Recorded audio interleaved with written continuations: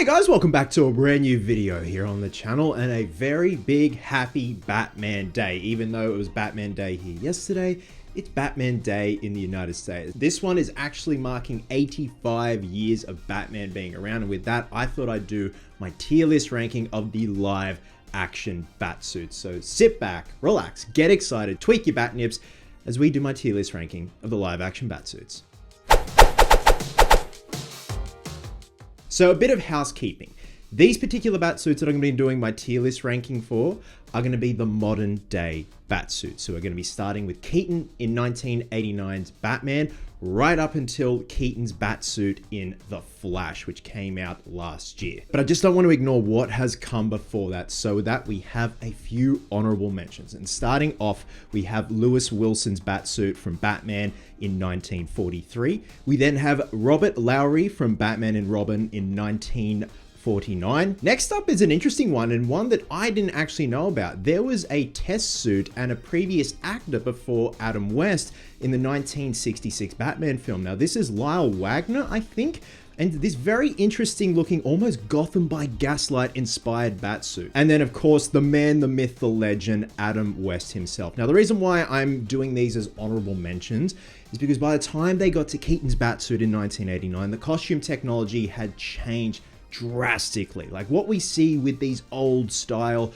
40s and 60s Batsuits is very simple technology, just fabric, some molded plastic. So I feel like it'd be a bit of a disservice to kind of put them up against modern day costuming technology. Nonetheless, they laid the groundwork for what would come after that. Now I've got 17 Batsuits to rank on my tier list. Now in terms of my tier list ranking, at the very top, I have a Dark Knight, which is just perfection. The Batsuit to me is Batman through and through in terms of functionality, aesthetic, the costuming technology that has gone into this certain costume. Under that, we have still badass, still pretty damn impressive, not as imposing as a Dark Knight. In the middle, we have losing the bat edge, where something's kind of gone along the way where it's not going into good territory and it's just meets in the middle. Next up, we have oh no, like this is not looking good at all, especially what came before it or what came after it, and just what went down in that design process. And finally, last but not least, at the bottom, we just have plain old nipples. Now these are in no particular order, which again makes things interesting. Please keep in mind with all my tier lists, this is my personal opinion and yours is definitely and probably going to be different to mine. So starting off, we have George Clooney's ice suit from the end of Batman and Robin, i.e. they wanted to sell more toys. Now this particular suit is a reused Val Kilmer sonar suit from Batman Forever with some additional pieces glued on top of it, as well as a nice blue motif and some ice accentuated parts of the suit. Interesting thing is, this fits George Clooney really well, and I really love the sonar suit, but I obviously will get to that later on in this tier list ranking. But to me, the fact that they just wanted to sell more toys and they just had to have new suits for the sake of having new suits, story-wise, that just makes no sense to me. And it's just not a very tactile looking suit, and they kind of ruined what came before it with the original sonar suit, which is quite impressive in terms of aesthetic. So I'm gonna pop George Clooney's ice suit in oh no. It's not quite nipples, but at the same time, function-wise, story-wise, it just doesn't really make sense at all, along with Robin and Batgirl's ice suits from Batman and Robin. Next up, we have Christian Bale's Dark Knight and Dark Knight Rises Batsuit. Now, I know that there are little details that differ between the Dark Knight and the Dark Knight Rises, where it's finishing on certain plates of the suit, you know, certain bits of carbon fiber, but for the most part, it's pretty much the same. So I'm gonna group these two together, because when you look at it at face value, it looks pretty much the same. Again, a few details are changed here and there. And this was a big improvement in terms of functionality for Christian Bale to move his head, to move a lot more, especially when doing the fighting, the stunts and stuff like that. And I remember when I first saw that first publicity still of Bale standing on top of that cop car when they were filming The Dark Knight, I'm like, ooh, this is a big step up. I was really impressed with what I saw in terms of the functionality. Not really the design or the aesthetic per se compared to Batman Begins, but I will get to that.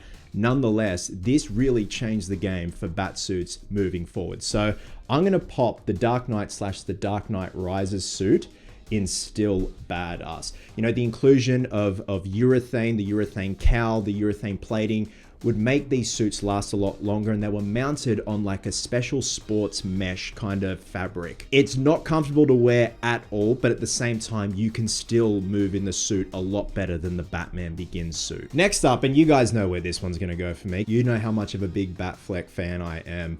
The original suit from Batman v Superman Dawn of Justice with Ben Affleck as Batman. This suit was created by Jose Fernandez and his crew over at Ironhead Studios, with the inclusion of Affleck being able to turn his head in the cowl in a one-piece seamless cowl. To me, this is the Dark Knight Returns. This is the Frank Miller Batman. This is my favorite interpretation of Batman. I know Affleck cops a lot of shit. We all have our favorite Batman, and that's totally fine. But to me, I love Affleck. I love how damaged the characterization of his Batman is, and also his Bruce Wayne. But that Batsuit is just perfection for me. Not just aesthetic wise, but costuming technology, the muscle suit, the textured fabric, the cowl, the cape. Affleck is 6'3". In this suit, you're looking at about 6'5", so an absolute tank. And as Jose Fernandez said, abnormally broad-shouldered on any given day. You look at Affleck when he drops weight, he's still broad-shouldered, and he just works that suit so well. Not just him, but obviously his stunt doubles, including Richard Citrone. To me, it is Batman through and through. That tank of a Batman that would just barge through a bunch of guys like a bull in a china shop. So with that, I'm going to be putting Affleck's BVS suit in a Dark Knight. Now, next up, we have Michael Keaton's Batsuit from Batman 89. This is the one that started it all, especially when it came to specialty costuming technology, the inclusion of foam latex muscles mounted on a neoprene or a lycra undersuit, that cowl, the beautiful texturing, rough texturing on the cowl. This is by no means a perfect looking suit when you look at the details up close. I wouldn't say it was flawed, but they were still trying to figure out the bugs when this suit was complete, because essentially it was the first of its kind. But Keaton rocks this suit. I love how thick the cowl is as well, the way he moves in it. Obviously, he created that infamous bat term because he couldn't move his head in the cowl. But for something that was the first cab off the rank, damn impressive what Vin Burnham, Bob Ringwood, the costume wranglers, what they achieved, and what Keaton achieved as well working that suit, as well as his movement double Carl Newman, David Lee. Everyone just came together and built a beautiful looking Batsuit for something that never had any reference beforehand. There was nothing that came before it. So for the first of its kind, beautifully impressive, and I'm going to pop it in still badass. Next up, we have Christian Bale's Batsuit from Batman Begins. Again, this is when there was a massive step in costuming technology. The last Batman film was Batman and Robin, and then the franchise just lay dormant. Christopher Nolan brought it back from the dead. They cast Christian Bale as Batman, and of course that means a new Batsuit. But what I love about this Batsuit, it's grounded in reality. Each component has a purpose. It has a history. Obviously, the inclusion of the Nomex survival suit, the fact that he has a static charge with his gloves that makes the cape turn rigid, so it essentially turns into a hang glider. Most of the stuff he had sourced from Wayne Tech, from Lucius Fox. I love the fact that him and Alfred built the cowl from different pieces that they ordered off a catalog. And that massive neck on the cowl makes Bale look like an absolute beast. And to me, I prefer this suit over the Dark Knight and the Dark Knight Rises suit, even though he can move a lot better. I just love how intimidating and how beastly this suit looks on Bale, especially the way he moves in it. As he would say in interviews, like a panther, like he's stalking his prey, like an animal. I absolutely love that. I love the look of him in the suit. So I'm going to pop him right up the top in a Dark Knight. Next up, it's Affleck's tactical costume from Justice League, or Justice League, Zack Snyder's Justice League. I remember when I heard murmurs that there was going to be a brand new suits in Justice League. I'm like, how do you improve upon the BVS suit? I do like this suit from the neck down. I'm not a fan of the cowl. I'm not a fan of the goggles because it just reminds me of Night Owl from Watchmen, and obviously that's another Zack Snyder thing. But the actual bodysuit itself is badass. It makes sense. It offers him a lot more protection, much like the mech suit. It buys Affleck time to go up against the Parademons, Darkseid, and stuff like that. But to me, the cowl can be very distracting. I would have loved to have seen what this suit had to look like with just the regular BVS cowl. with that bodysuit, with the tactical bodysuit. But I love the fact that they're utilizing the base Batflex suit with armor plating on top, because obviously he realizes he's going up against otherworldly creatures and he's joined alongside by metahumans, so he needs a bit of protection because after all, he's human. To me, it just meets the halfway mark. Again, I'd love to see what this suit would look like with the regular BVS cal. I really think it would bring it up a notch or two, so I'm gonna pop it in losing the bat edge. Next up, it's Michael Keaton's Batman Returns costume. Again, there was a big jump in costuming technology, refining how they did the process of making the armor, sculpting and stuff like that. This is a very refined and smooth, sharp, sleek suit compared to the 89 suit, because they've obviously gone back to the drawing board, seeing what they could improve upon for the sequel, see where they went wrong and what could stay in terms of the brand new suit. And it's very art deco, very hard edge. That plating on the abs looks great. Keaton looks his best in this Returns cal, in my opinion. I think it just hugs his face perfectly, because by then they had refined how he should look in the cal as opposed to the very thick and almost flawed cal from 89, which is not to take away from that suit because it's still beautiful in its own right. But at the same time, I just love how sleek and elegant the way the cape falls, the armor plating, how sharp that cowl looks, how refined that cowl looks on Keaton's head. So to me, it's just a step up from the 89 suit, so I'm gonna pop this in a Dark Knight. And while we're still on the bandwagon of Keaton, we have his suit from The Flash. Keaton came back as not only Batman, but Beetlejuice in the span of 2 years, which I never thought I'd utter those words if you had told me that a couple of years ago. But this is quite an impressive suit, considering it's his comeback as Batman in The Flash. I thought it stayed true to what came before it with the Return suit and the 89 suit, but still adding modern pieces of tech, modern design and stuff like that. It's a very sharp looking suit, much akin to the Return suit. This is a total urethane armored suit, including the cowl. Obviously, costuming technology had improved, especially urethanes and stuff like that, where, you know, you'd usually use foam latex, which totally could have been an option. But I think with the urethane, a thinner urethane, it has a lot more durability and a longer shelf life than foam latex. And again, Keaton just looks great in that cowl. It's so funny when you look at Michael Keaton's face. Initially, when he was cast as Batman, you wouldn't think he would be a good Batman. But when he puts that cowl on, that jaw, that pout, that is his signature look, and he makes it look so damn good. And this is a great return to form, I think. So I'm gonna pop Michael Keaton's Flash suit up in still badass. Like, the dude still has it. Next up, it's the regular Batsuit from Justice League. Very similar to the BVS suit, but to me, this is like Malibu Stacy with the new hat. They just give him some extra armor plated pieces in a different cowl. But she's got a new hat. This time around, this suit, the tactical suit, these weren't made by Ironhead Studios. This was made by, I believe, an in-house crew in the UK where they filmed Justice League, but they obviously borrowed the same elements and the same methodologies used for the Ironhead suits, for the regular suit, and also the tactical suit in Justice League. It's still impressive nonetheless. The cowl has really grown on me. When I first saw the cowl, I thought he looked like a cat. It was very like sharp and backwards and streamlined, but it definitely has grown on me. Like, I will always love the BVS suit through and through. Still, at the same time, it really offered nothing new other than it's still pretty much the same suit, just the inclusion of a few armor plated pieces on the abs, the arms, the shoulders, and it just doesn't really impress me in that sense. I would have just loved them to have reused the BVS suit, but because of legal reasons and Ironhead Studios no longer being involved, there's obviously something that's gone along the way and they couldn't use the regular suit or reuse the regular suit. So I'm going to pop this straight in the middle at losing the bat edge. Again, nothing really new and just adding a few more armor plates and calling it a day. Next up, it's the Batsuit from Gotham. At the very end of Gotham, we finally see Batman. I don't know what to say. Again, when we do these tier lists, this isn't a knock at anyone's work. This is all subjective, but to me, if you're going out on a bang with a TV series, you gotta wow people with the first and only look at Batman in the series, and this just looks like something you've bought off eBay, slapdash together, and called it a day. So I'm gonna pop this, unfortunately, down in nipples. Again, I know it was a quick shot, but that you could have just gone all out and made a beautiful looking bat suit. Something that is very akin to maybe Pattinson's, where it's scratch built, like where it's all scrapped together and Frankenstein together.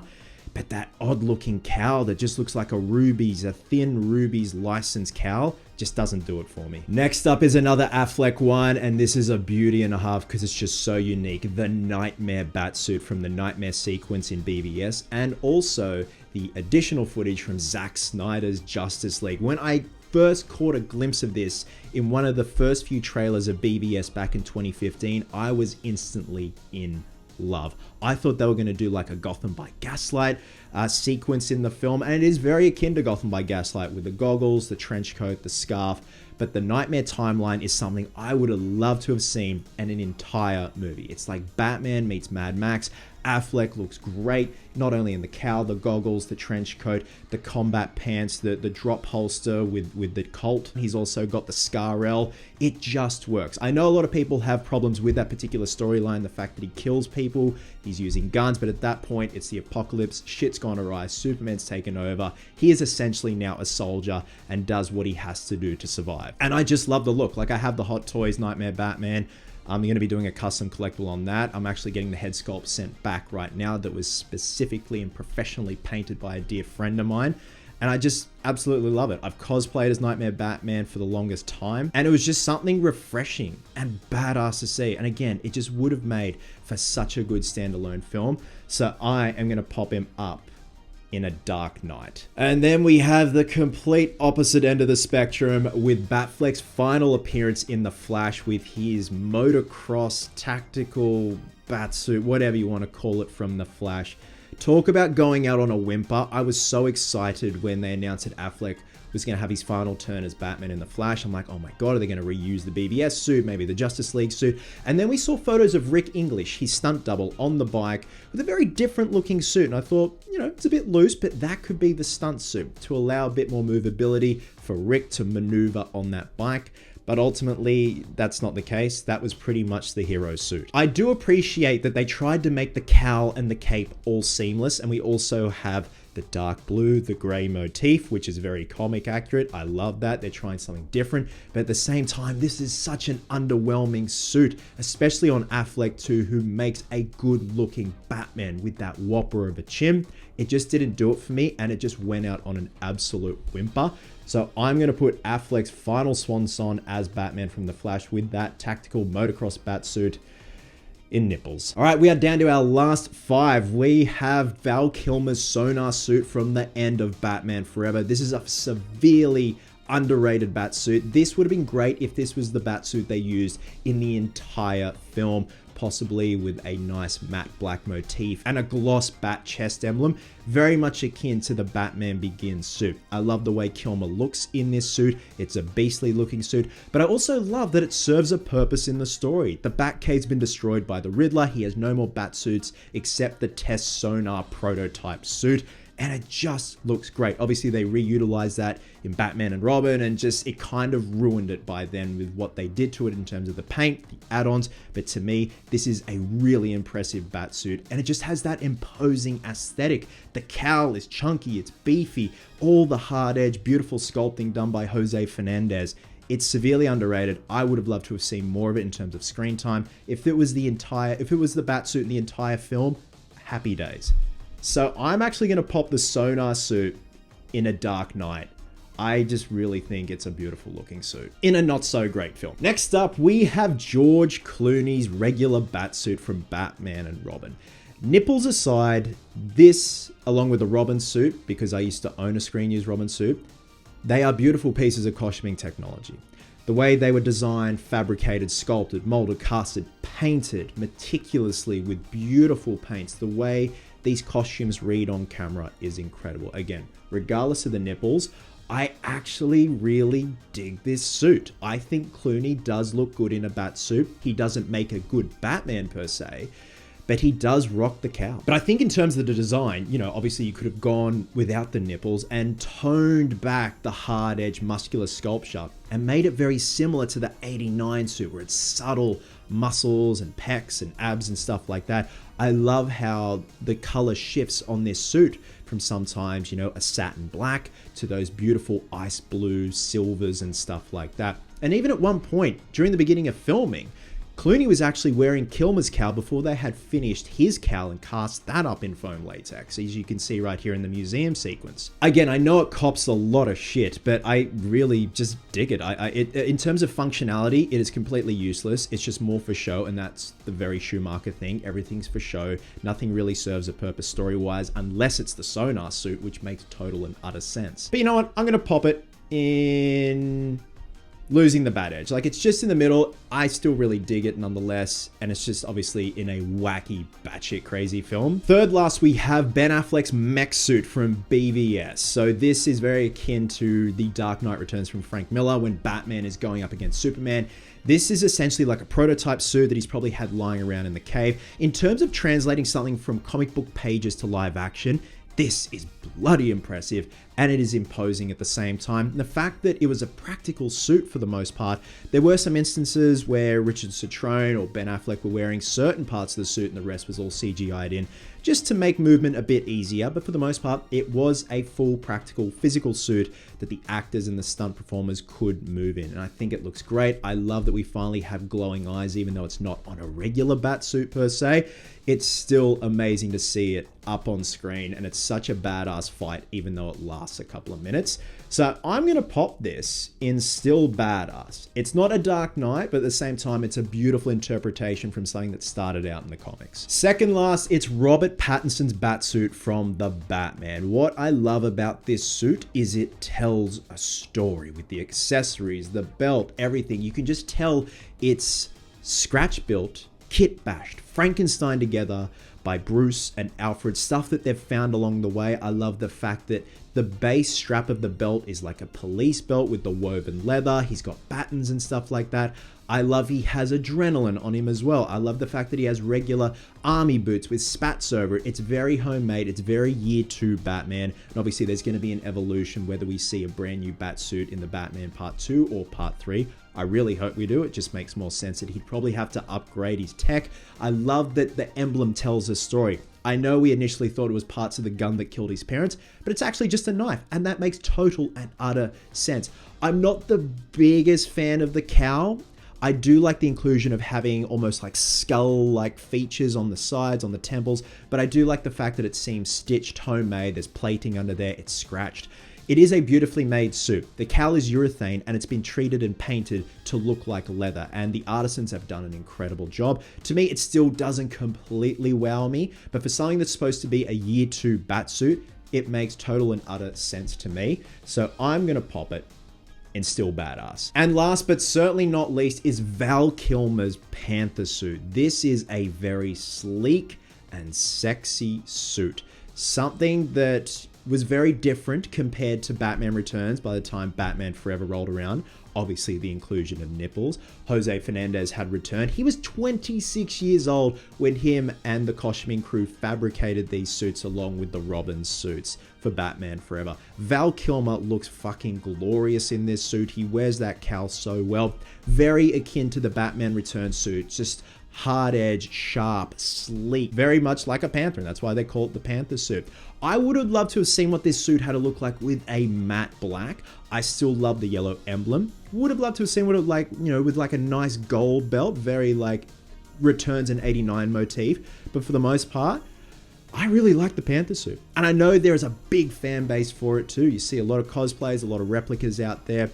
Sans the nipples, you know, they can be a bit silly. It's still a fucking beautiful looking suit, guys. So I'm actually going to pop it in still badass. It's not the sonar suit.